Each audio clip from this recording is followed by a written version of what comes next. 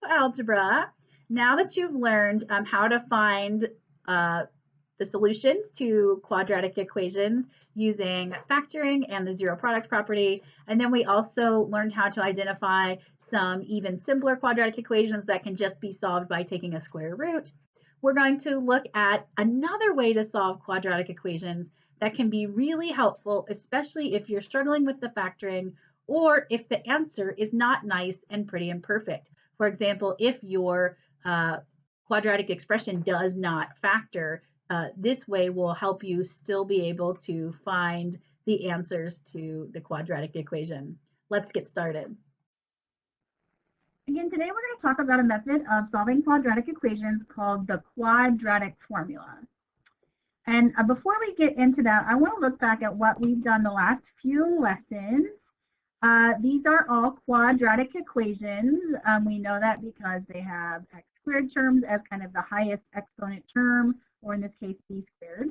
And they are polynomials, and the equal sign makes them quadratic equations rather than just quadratic expressions. And the first way we learned to solve these was through factoring. And so let's just remember that quickly. Here we have our quadratic equation. Now, to solve by factoring, you have to have it end in equals 0. So this cannot be here. So we take and we flip these 3b tiles over here, and they make negative 3b tiles. And so my kind of edited equation here, which is equivalent, is b squared plus 2b minus 35 equals 0. And so we have to do that very first because to solve by factoring, you have to end in equals 0. Now, once we have that, we have a quadratic expression on the left side and an equal 0 on the right. We're ready to factor. We go ahead and put the b squared in this corner of our generic rectangle and the negative 35 in this corner. The 2b itself goes in the bottom of the diamond problem. And to fill in the top of the diamond problem, we multiply these two diagonals here. This would be negative 35 b squared to fill in the top of our diamond problem. Once we've filled in the top of the diamond problem, we need to solve this diamond problem. What multiplies to be negative 35b squared and what adds up to 2b? Well, the good news is I know that this is a negative 35, so it has to be one positive and one negative. That's the only way to multiply to get a negative. And so then I started thinking about what multiplies to be 35, and I can only think of two things. 35 times 1, which wouldn't add up to 2, and 7 times 5. Now, positive 7b and negative 5b would add up to 2b. So this is our answer to our diamond problem. 7b times negative 5b is negative 35b squared, and 7b plus negative 5b is 2b. So that goes in these corners. Once we have that, we need to find the dimensions of our generic rectangle. So if this has got an area of b squared, I know that the dimensions have to be b times b. If this is b, then this has to be negative 5, because b times negative 5 is negative 5b. And again, if this is b, then this would be 7. So 7 times b is 7b. Then we always check this corner to make sure we did it correctly. 7 times negative 5 is negative 35. So my factored form of the left side of this equation is b plus 7 times b minus 5. Again, we used to be done, but we're not now because we have this equals 0, which means we can actually solve and figure out exactly what b equals. Now, in this case, again, we have a multiplication. We know that b plus 7 times b minus 5 equals 0. And the zero product property tells us that either the left side had to equal 0 or the right side had to equal 0. That is the only way that those two things can multiply together and still equal 0. So we use this to our advantage. We know that either b plus 7 equals 0 or b minus 5 equals 0. And so we can solve those equations to solve our total final problem. So if I solve these equations, I'm going to flip these tiles over. And so I get b equals negative 7 and b equals positive 5. And those are the two answers to my quadratic equation. Now, this second one is a little bit different because notice here we had a b squared term and a b term. That's what makes this problematic, and we have to go through all of these steps.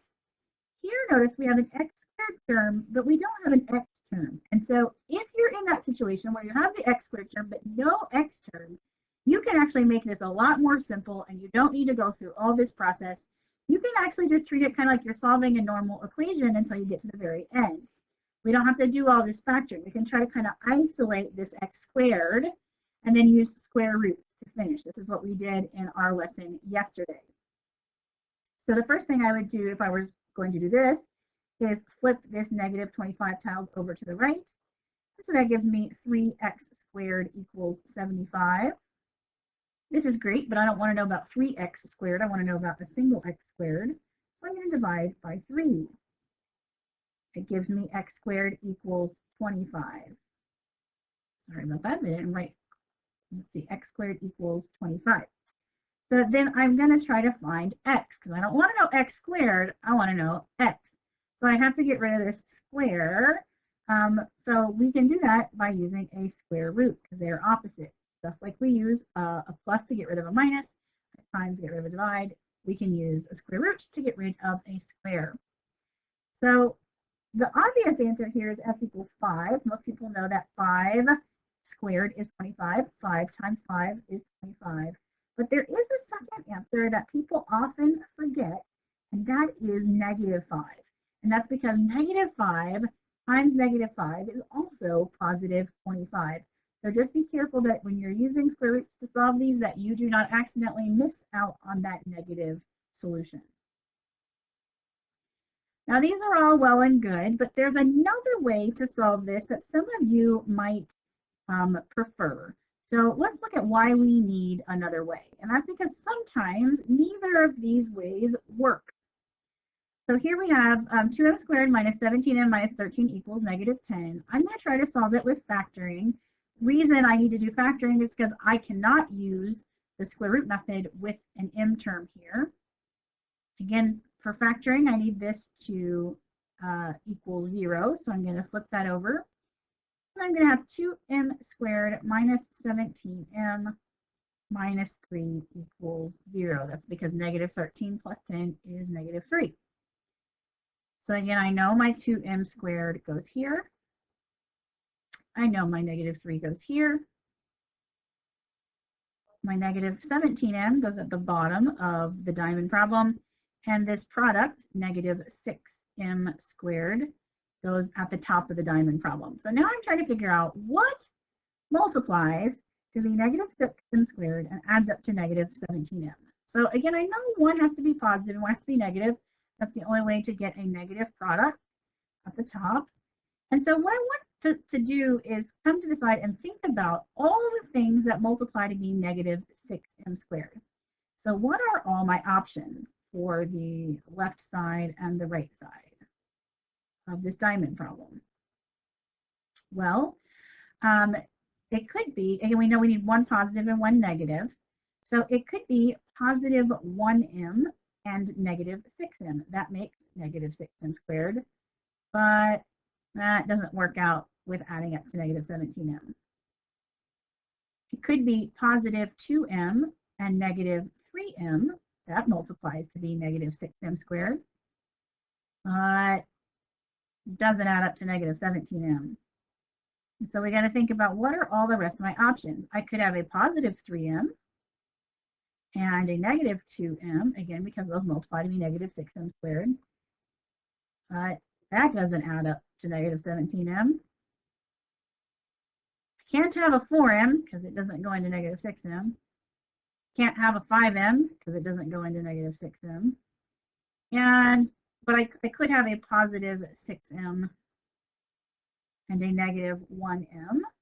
Those multiply to be negative 6m squared, but it also doesn't add up to negative 17m. There's literally nothing else that multiplies to be negative 6m squared. This is all of our possibilities. None of them work. And since I can't factor, my instinct is to say that there's no solution. The thing is, there is a solution. In fact, there are two solutions to this equation, but I can't find them because I can't factor it. So I want to make sure I write this down here. There are two solutions to this equation.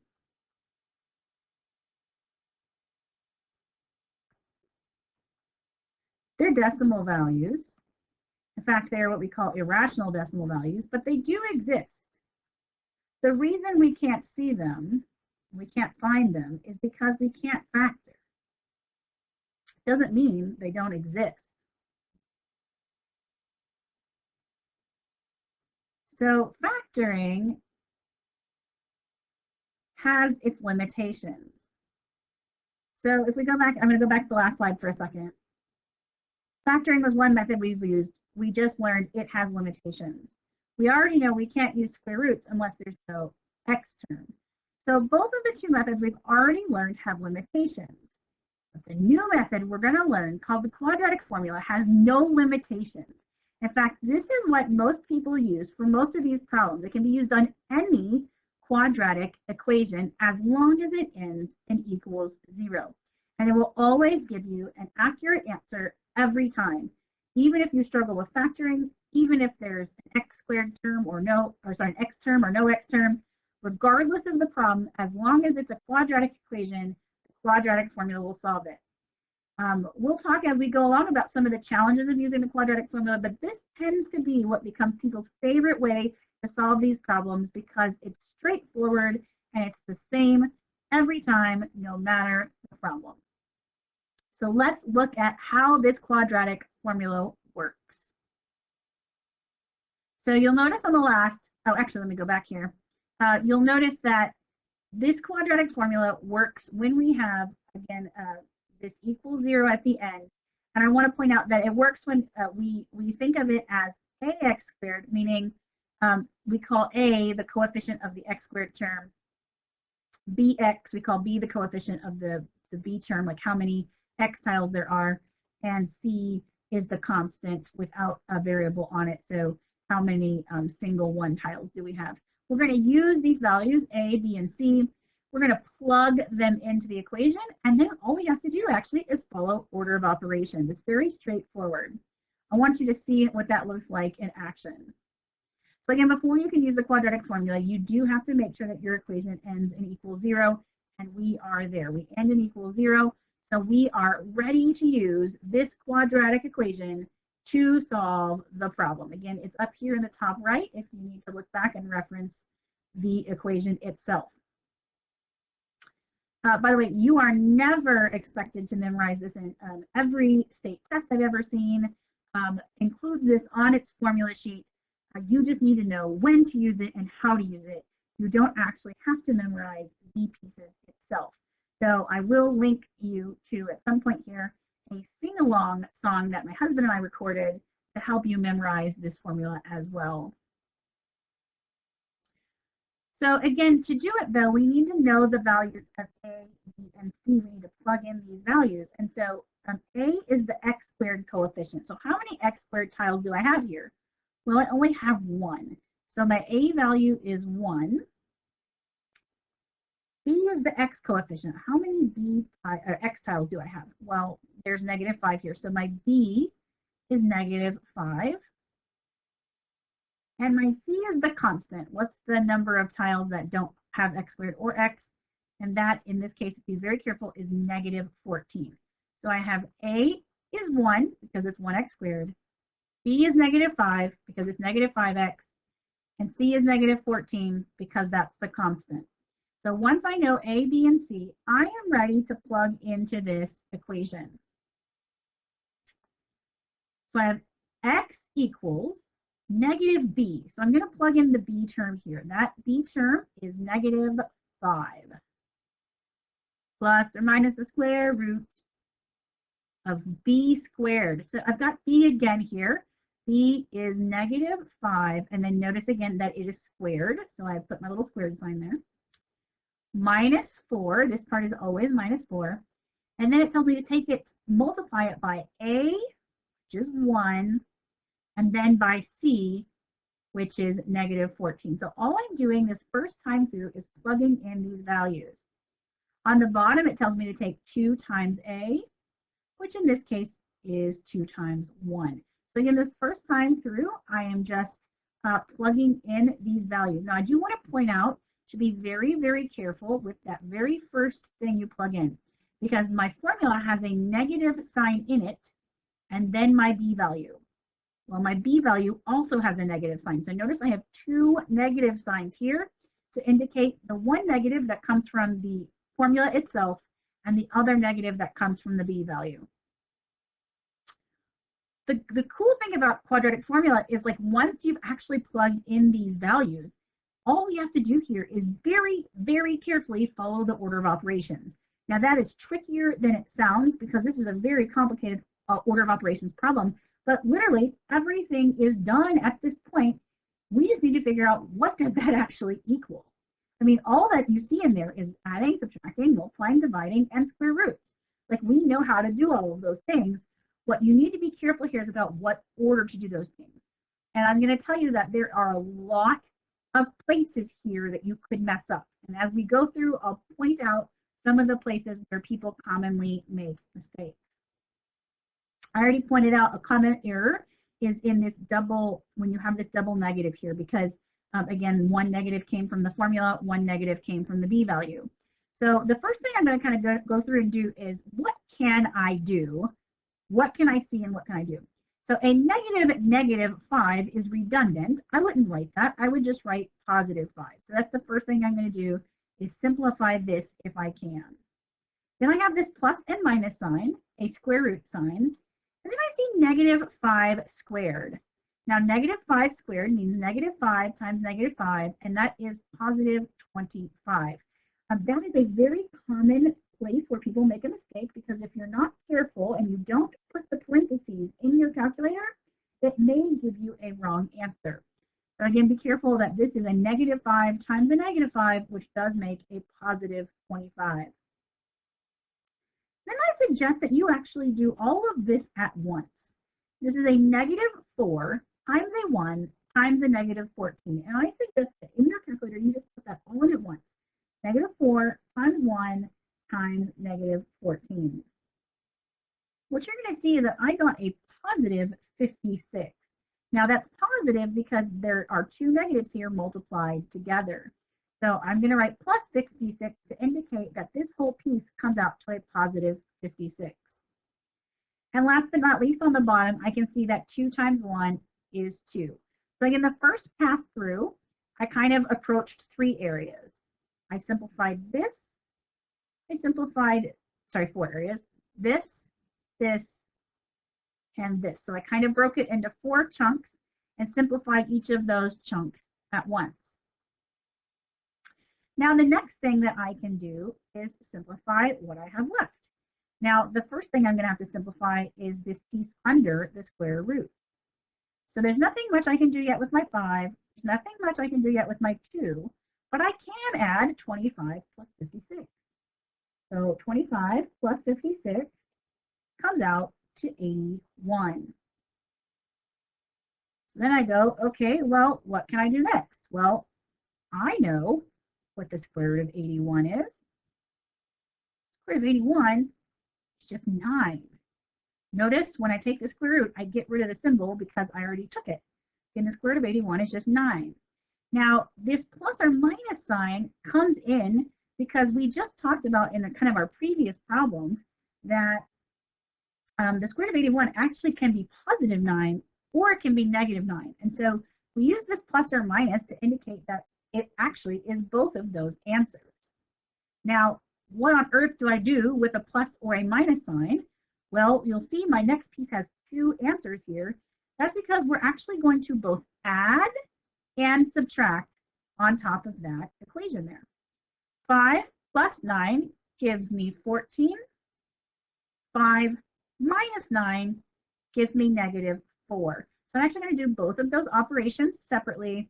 They both have a 2 on the bottom because we're still following the order of operations, and the last thing we have to do is actually divide with this division bar. And now finally I can execute this division here. 14 divided by 2 is 7. Negative 4 divided by 2 is negative 2. Now again, I know that that was what looks like a whole lot of work, but really, biggest challenge was just making sure we didn't make any mistakes in our calculation. There wasn't all the problems with the generic rectangles and the figuring out the diamond problem and what's the answer. It's really just once you know A, B, and C, it's all about being careful with your calculations.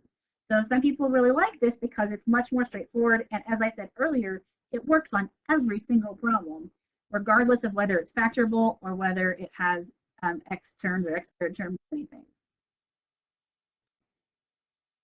So let's look at another example. This one is x squared minus 4x plus 4 equals 0. Again, I have my equals 0, so we're good to start. I do need to identify my A, B, and my C. So I'm going to start there. Like, what is my A?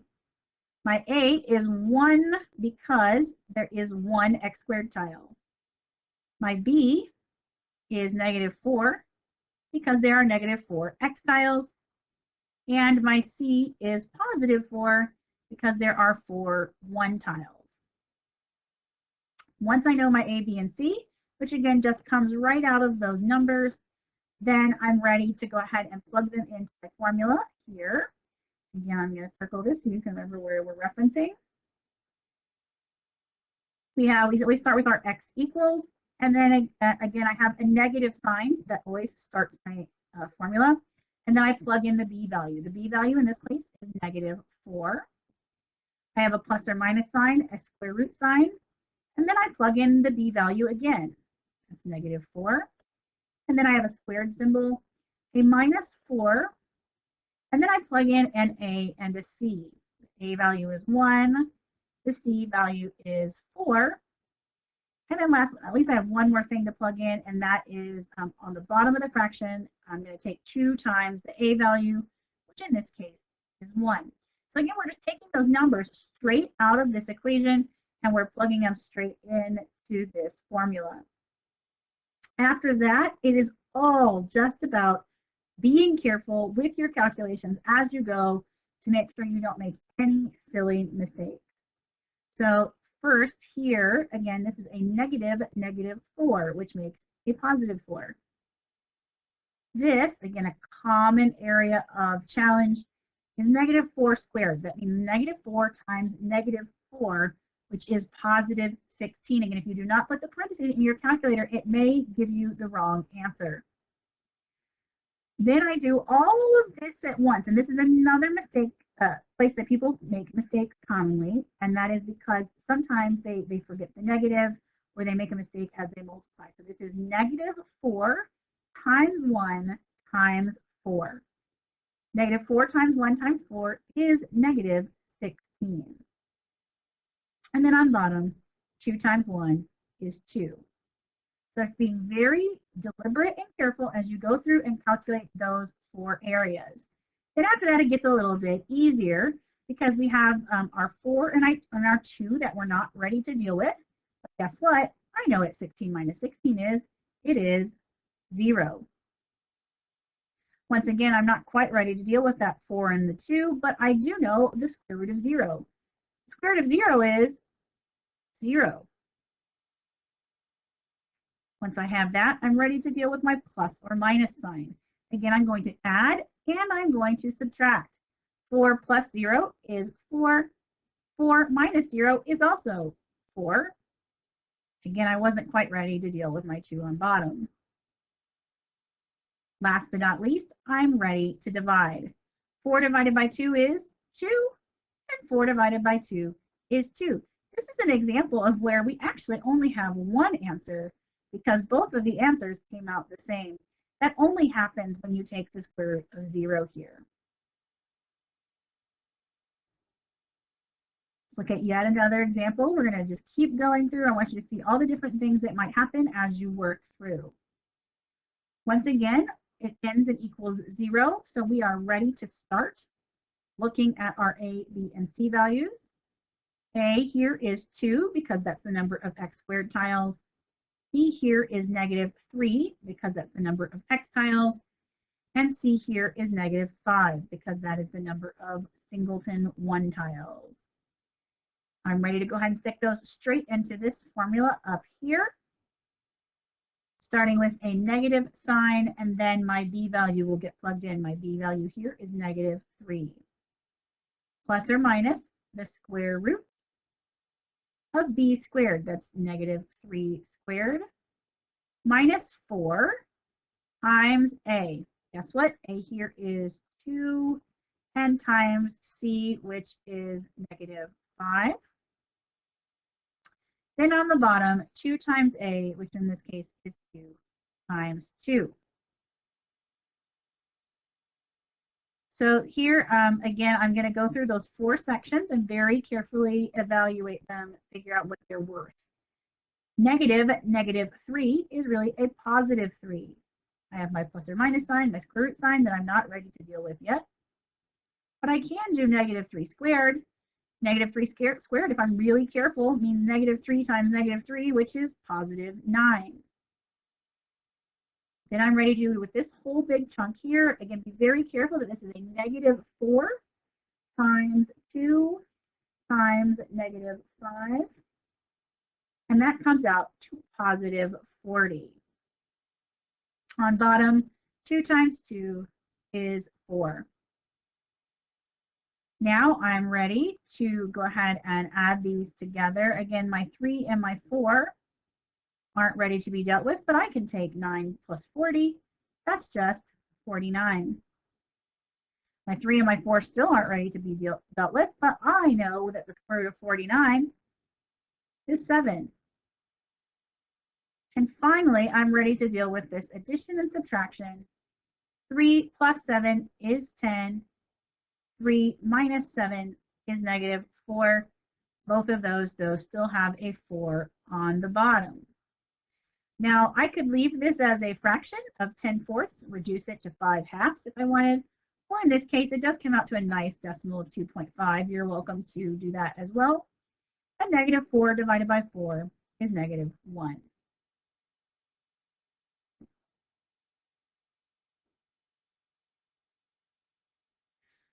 So this is an example of a problem that is not quite ready to start. It has an x squared term, it has an x term. So I know we're dealing with a quadratic. We can solve it with the quadratic formula, but it needs to end in that equals 0. So I'm going to go ahead and flip this 4 over, and it's going to become a -4. And I'm going to see that my equivalent equation is 4x squared plus 8x plus 3 equals 0. Now this matters because if I weren't careful there, I would get my A, B, and C values wrong. I'd probably still see that A was 4. I would probably still see that B was 8, but I definitely would have gotten my C value wrong if I hadn't made it equals 0, because my C value is actually 3, not 7. So I have to be very careful about this equal 0 piece. Again, once I know A, B, and C, I'm ready to use my formula up here. X equals -b, so this is going to be 8, plus or minus the square root of b squared, so this is 8 squared, minus 4ac, so this is 4 for my A value, and 3 for my C value, all over 2a. A is my 4 here. Again, once I have those values plugged in, I am ready to start simplifying one piece at a time. Now, -8, this time there's not a double negative. This is just -8. Plus or minus the square root of 8 squared. 8 squared means 8 times 8, that is 64. Here we have a whole group of things we need to deal with at once. That is -4, again, don't forget that negative, times 4 times 3. We're going to do it all at once. And that comes out to -48.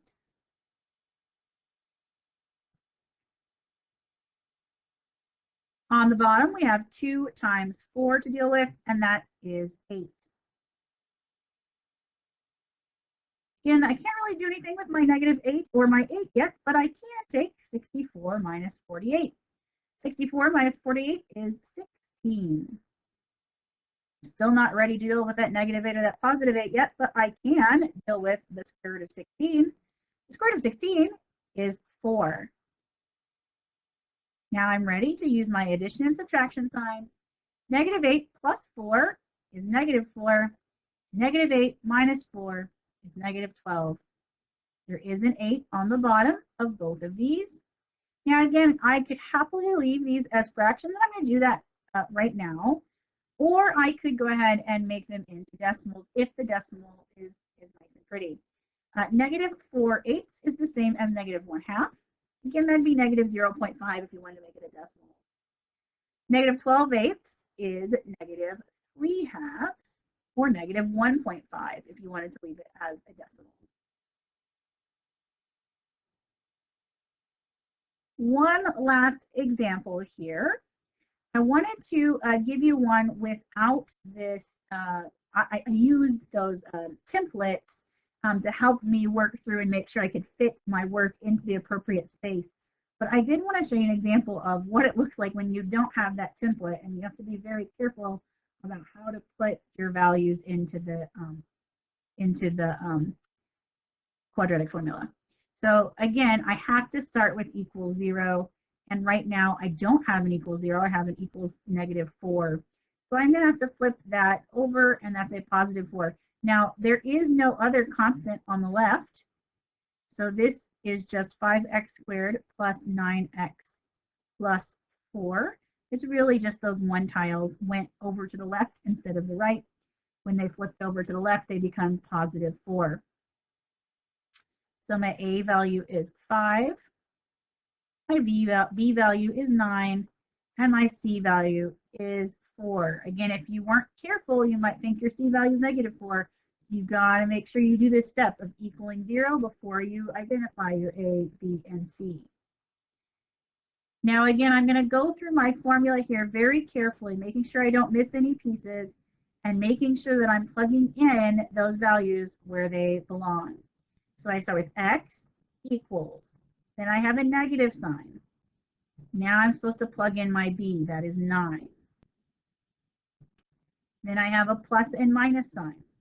And I have a very large square root sign.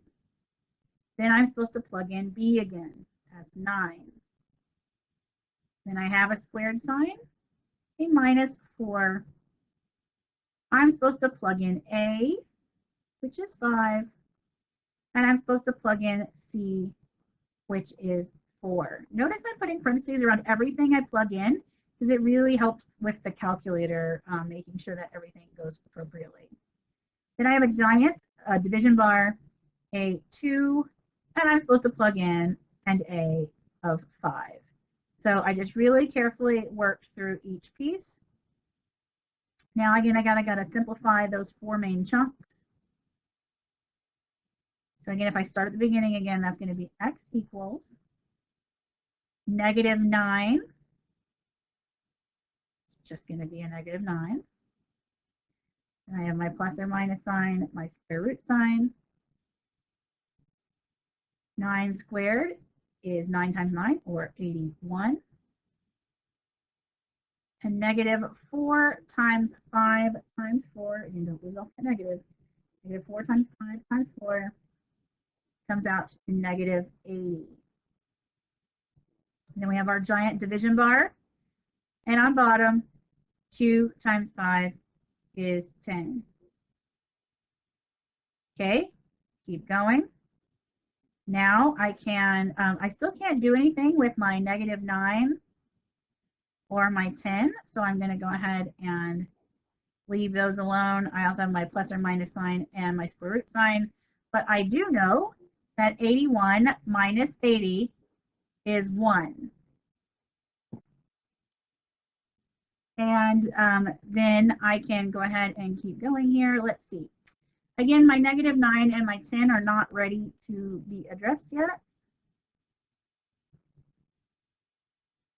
Nor is my plus or minus sign or my division sign. But the square root of 1, I can do. The square root of 1 is just 1. Now I'm ready to deal with this plus or minus sign here.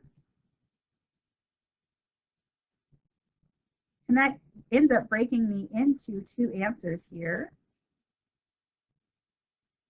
-9 plus 1 is -8. -9 minus 1 is -10. And both of those have a 10 on the bottom.